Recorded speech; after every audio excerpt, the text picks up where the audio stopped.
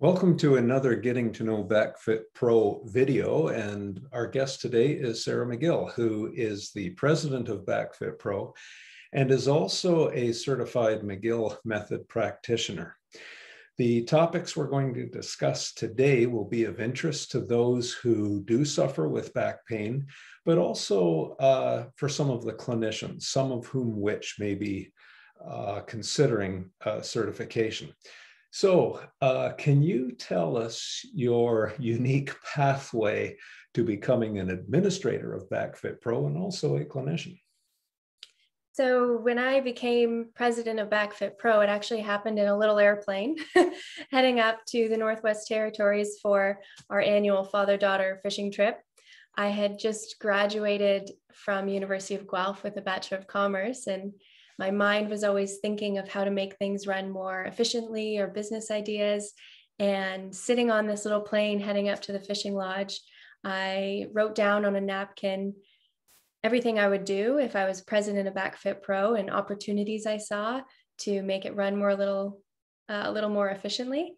And I presented that napkin to my dad, and he said, "Great, why don't you do it and become president?" So I remember that. And as the world's worst businessman, that was the day my life changed. Yeah, so that was about 7 years ago, and we've been working together since then, running Backfitpro. And at that time, I hadn't joined the clinical team yet and didn't know that that was going to be coming in the next couple years. And to be honest, I was a little bit intimidated of providing the McGill Method and taking a patient through a thorough assessment, because I'd only seen the best in the world between Stuart and his colleagues growing up around these conversations and visiting the research lab and traveling the world, seeing all these different courses and scientific discussions. So it took me a few years of being around the material and meeting hundreds of people around the world to really be inspired to study that myself and realize, okay, this is something that I could study and master and become part of. And I think I really wanted to, but I also felt like it was important for me to, because I saw how many people were benefiting from the McGill Method and how thousands of people were benefiting from it around the world as I traveled with Backfitpro. So I was actually over in Australia when I had the realization, okay, I'm going to come home and study the McGill Method to take the exams and become certified. And that's when the pandemic started to become really serious. And I flew back to Canada. And luckily enough, moving back in with my parents for a few months, I had Stuart right there mentoring me through. We saw a few patients together virtually through the lockdowns, and I did my certifications through the National Academy of Sports Medicine, and then really with intention studied the McGill Method courses, which I had seen in the background several times, but this time I was on a mission to really understand the material. Became certified, passed the exams, and started my practice in Muskoka, seeing patients. So that was a few years ago now, and currently I am based on Vancouver Island, so seeing patients in person, clients in person at a clinic in Victoria, and then I also offer online consults too. It's interesting when I hear people's impressions of what Backfitpro is. It may be some specific exercises, for example, but really the central element of Backfitpro is a very thorough and comprehensive examination to really get with some precision to the mechanism of pain. Here's a good way to illustrate that. I had a patient 2 weeks ago who had a motor vehicle accident a few years ago, but they said ever since that accident, they had funny abdominal symptoms, and he would describe them as muscle fasciculations.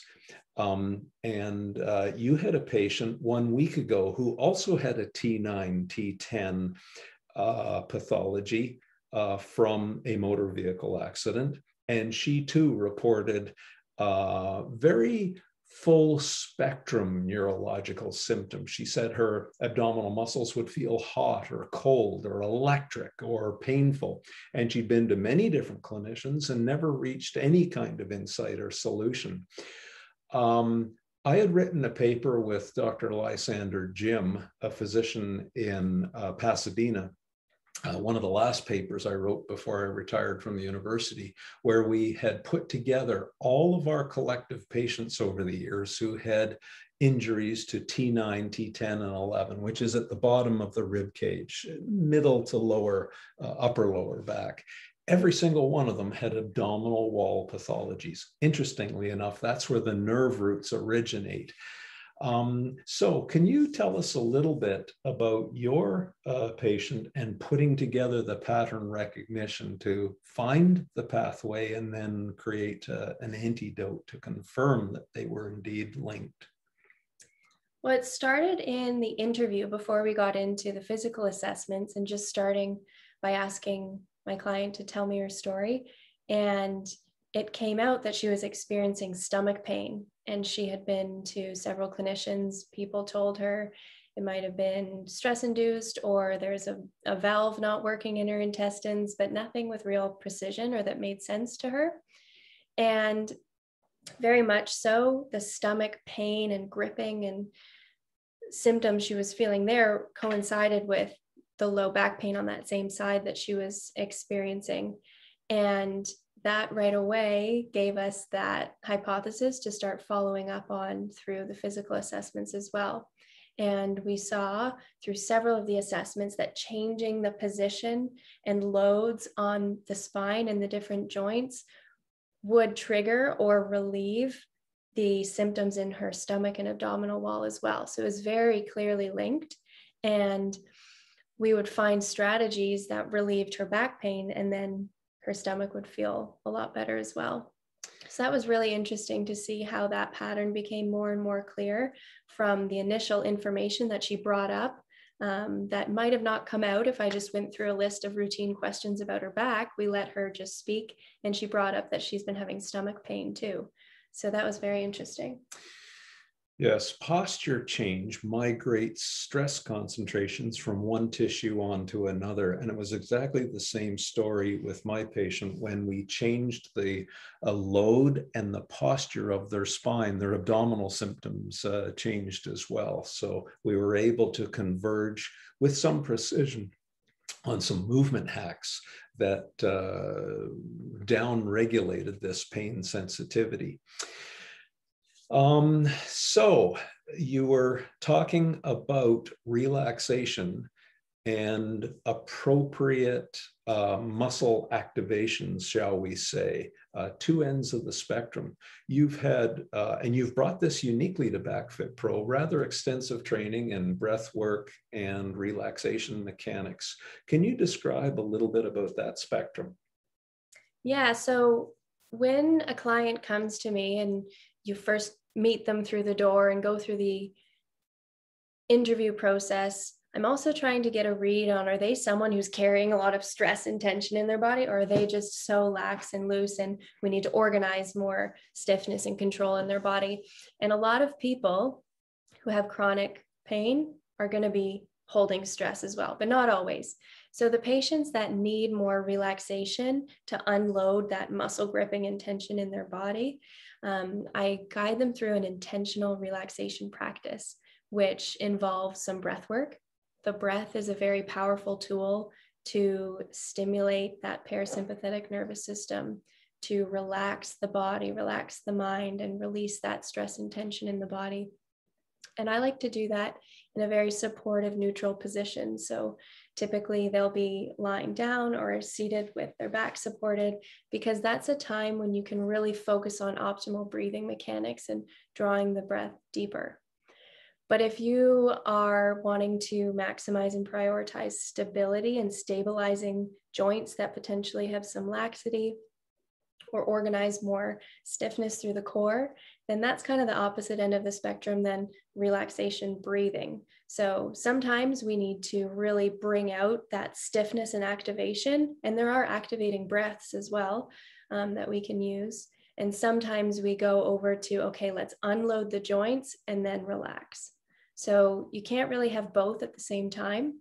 Belly breathing under a lot of load doesn't work. It's not going to be it's not going to be a safe time to do that for your back. And finding the optimal amount of relaxation for someone can be very beneficial too.